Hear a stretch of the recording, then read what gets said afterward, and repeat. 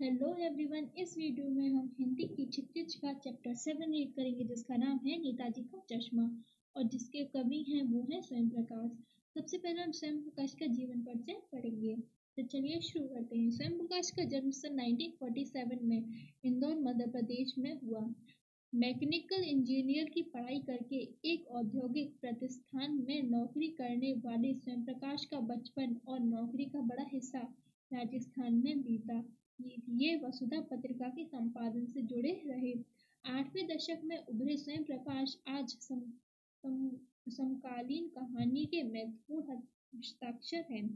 उनके गहरे कहानी संग्रह प्रकाशित हो चुके हैं, जिनमें सूरज कब निकलेगा, आएंगे अच्छे दिन, आदमी जात का आदमी और संधान उल्लेखनीय है। उनके बीच में विनय और निधन उपन्यास रचित रहे हैं। उन्हें पहला सम्मान वनमाली पुरस्कार, राजस्थान साहित्य अकादमी पुरस्कार आदि पुरस्कारों से पुरस्कृत किया जा चुका है। उनका निधन 2019 में हुआ। मध्यवर्गीय जीवन के कुशल चितेरे स्वयं प्रकाश की कहानियों में वर्ग शोषण के विरुद्ध चेतना है, तो हमारे सामाजिक जीवन में जाति, संप्रदाय और लिंग के आधार पर हो रहे भेदभाव के खिलाफ प्रतिकार का स्वर भी है। रोचक किस्सागोई शैली में लिखी गई उनकी कहानियां हिंदी की वाचिका परंपरा को स्मृत करती हैं। चलिए अब नेताजी का चश्मा जाते हैं।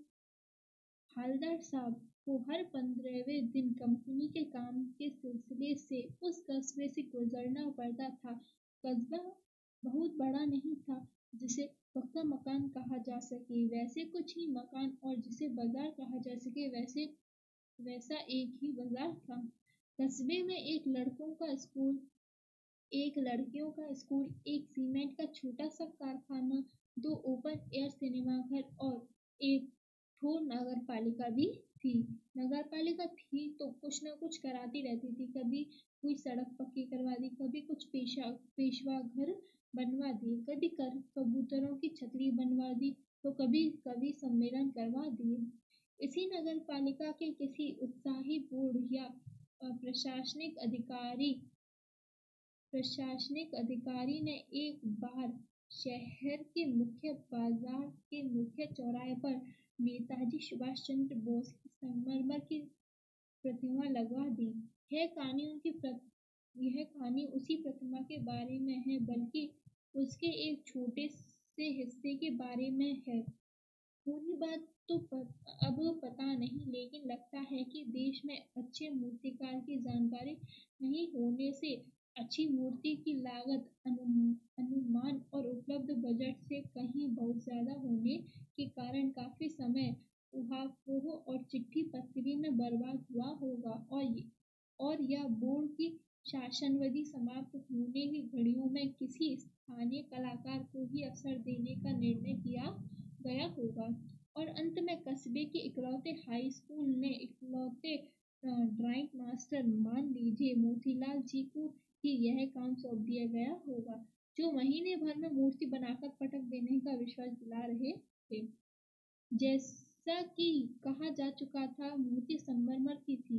टोपी की नोक से कोट के दूसरे बटन तक कोई 2 फुट ऊंची, जिसे कहते हैं बस्ट, और सुंदर थी।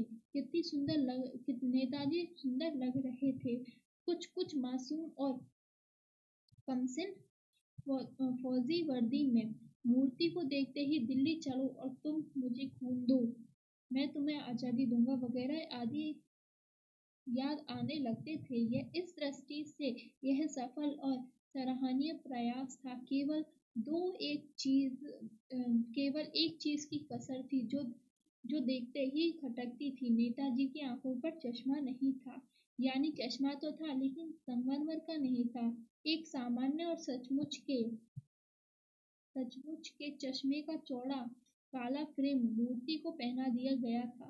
हालदार साहब जब पहली बार इस कस्बे से गुजरे और चौराहे पर पान खाने रुके, तभी उन्होंने इसे लक्षित किया और उनके चेहरे पर एक कौतुक भरी मुस्कान फैल गई। वाह भाई, यह आइडिया भी ठीक है, मूर्ति पत्थर की लेकिन चश्मा रियल। जीप कस्बा छोड़कर आगे बढ़ गई। तब भी हवलदार साहब इस मूर्ति के बारे में ही सोचते रहे और अंत में इस निष्कर्ष पर पहुंचे कि कुल मिलाकर कस्बे के नागरिकों का प्रयास सराहनीय ही कहा जाना चाहिए। मैथ्यू मूर्ति के रंग रूप या कद की नहीं, उस भावना का है, वरना तो देशभक्ति की आजकल मजाक की चीज होती जा रही है। दूसरी बार जब हवलदार साहब उधर से गुजरे तो उन्हें मूर्ति में कुछ अंतर दिखाई दिया।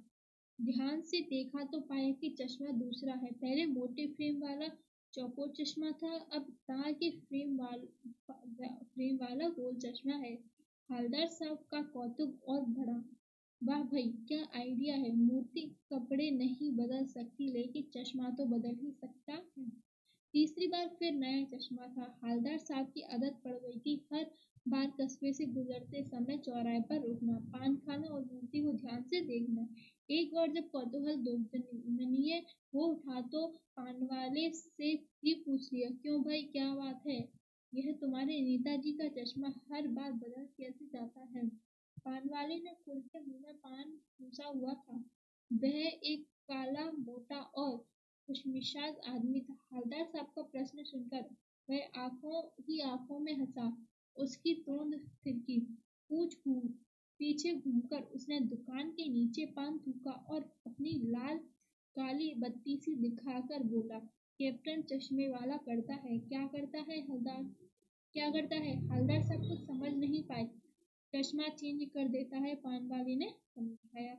क्या मतलब है? क्यों चेंज कर देता है? हवलदार साहब, अब मैं नहीं समझ पाए। कोई ग्राहक आ गया समझो, उसको चौड़े चौखूट चाहिए, तो कैप्टन किधर से लाएगा? तो उसको मूर्ति वाला दे दिया और दूसरा बिठा दिया। अब हवलदार साहब को बात कुछ समझ आई। एक चश्मे वाला है जिसका नाम है कैप्टन। उसे नेताजी की बगैर चश्मे वाली मूर्ति बुरी लगती है, बल्कि आहत करती है, मानो चश्मे के बगैर नेताजी को असुविधा हो रही हो। इसलिए वह अपनी छोटी सी दुकान में उपलब्ध गिने चुने फ्रेमों से एक नेताजी की मूर्ति पर फिट कर देता है। लेकिन जब कोई ग्राहक आता है और वैसा ही फ्रेम की दरकार होती है जैसे मूर्ति पर लगा है, तो कैप्टन चश्मे वाला मूर्ति पर लगा फ्रेम संभवत नेताजी से क्षमा मांगते हुए लाकर ग्राहक को दे देता है और बाद में नेताजी को दूसरा फ्रेम लगा देता है।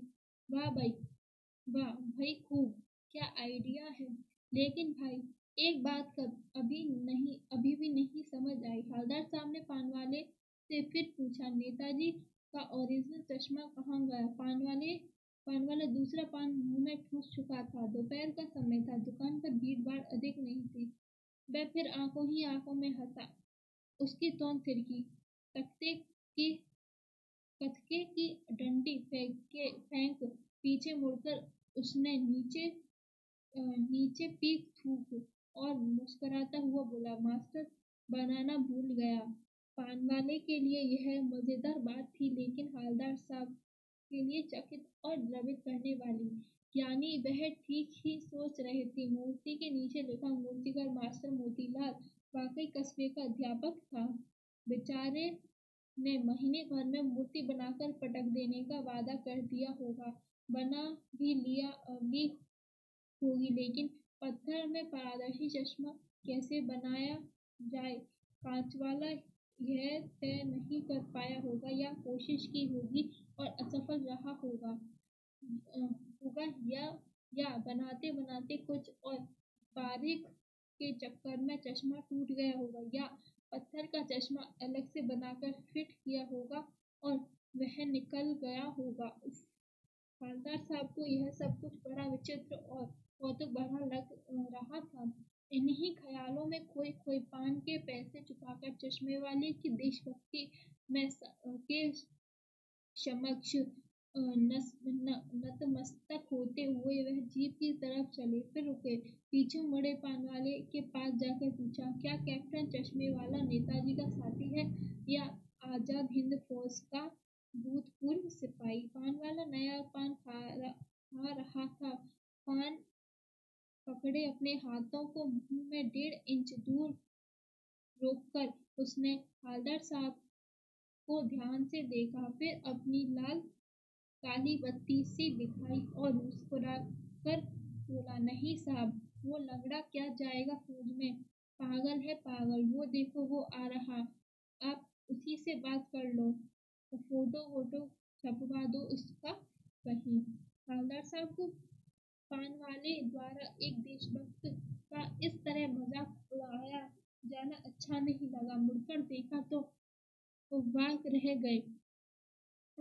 एक बेहद बूढ़ा मरियल सा लंगड़ा आदमी, सिर पर गांधी टोपी और आंख पर काला चश्मा लगाए, एक हाथ में एक छोटी सी संदूकची और दूसरे हाथ में एक बांस पर टंगे बहुत से चश्मे लिए अभी अभी एक गली से निकला था और हाथ में एक बॉस पर टंगे बहुत से चश्मे निकला था नहीं निकला था और एक बंद दुकान के सहारे अपना बॉस टिका रहा था। तो इस बेचारे की दुकान भी नहीं फेरी लगाता है। हवलदार साहब चक्कर में पड़ गए। पूछना चाहते थे, इसे कैप्टन क्यों कहते हैं? क्या यही इसका वास्तविक नाम है? लेकिन पान वाले ने साफ बता दिया था कि अब वह इस बारे में और बात करने को तैयार नहीं। ड्राइवर भी बेचैन हो रहा था। काम भी था। हवलदार साहब जीप में बैठकर चले गए।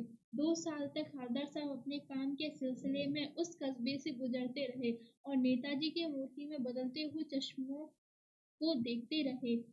कभी गो चश्मा होता तो कभी चौकोर, कभी लाल, कभी काला, कभी धूप का चश्मा, कभी बड़े कांचों वाला वो चश्मा, पर कोई ना कोई चश्मा होता जरूर।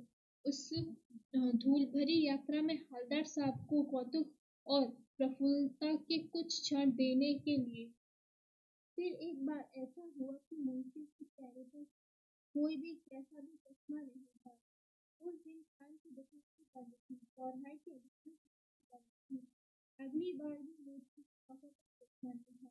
हवलदार साहब ने पान खाया और धीरे से पान वाले से पूछा, क्यों भाई क्या बात है? तुम्हारी मुझे पर चश्मा नहीं है? पान वाला उदास हो गया। उसने पीछे मुड़कर मुंह का पान नीचे छुपा और फिर घुसाकर अपनी धोती के सिरे से आंखें पोंछते हुए बोला, साहब कैप्टन मर गया। और कुछ नहीं पूछ पाए हवलदार साहब, कुछ पल चुपचाप खड़े रहे। फिर पान के पैसे चुकाकर जीप में बढ़ बैठे और रवाना हो गए। बार बार सोचते क्या होगा उस कौन का जो अपने देश की खातिर घर गृहस्थी, जवानी, जिंदगी सब कुछ थोम देने वालों पर भी हंसती है और अपने अपने लिए बिकने के मौके ढूंढती है। दुखी हो गए। 15 दिन बाद फिर उसी कस्बे से गुजरे। कस्बे में घुसने से पहले ही ख्याल आ गया कि कस्बे की हृदयस्थली में सुभाष की प्रतिमा अवश्य ही प्रतिष्ठित होगी, लेकिन सुभाष की आंखों पर चश्मा नहीं होगा, क्योंकि मास्टर बनाना भूल गया और कैप्टन मर गया। सोचा आज वहां रुकेंगे नहीं, पान भी नहीं खाएंगे, मूर्ति की तरफ देखेंगे भी नहीं, सीधे निकल जाएंगे। ड्राइवर से कह दिया, चौराहे पर रुकना नहीं, आज बहुत काम है, पान आगे कहीं खा लेंगे। लेकिन आदत से मजबूर आंखें चौराहे आते ही मूर्ति की तरफ उठ गई। कुछ ऐसा देखा कि चीखे, रोको। जीप स्पीड में थी। ड्राइवर ने जोर से ब्रेक मारे। रास्ता चलते लोग देखने लगे। जीप रुकते हवलदार साहब जीप से कूदकर तेज कदमों से मूर्ति की तरफ लपके और उसके ठीक सामने जाकर अटेंशन में खड़े हो गए। मूर्ति की आंखों पर सरकंडे से बना हुआ छोटा सा चश्मा रखा हुआ था। जैसा बच्चे बना देते हैं। हवलदार साहब भावुक हैं।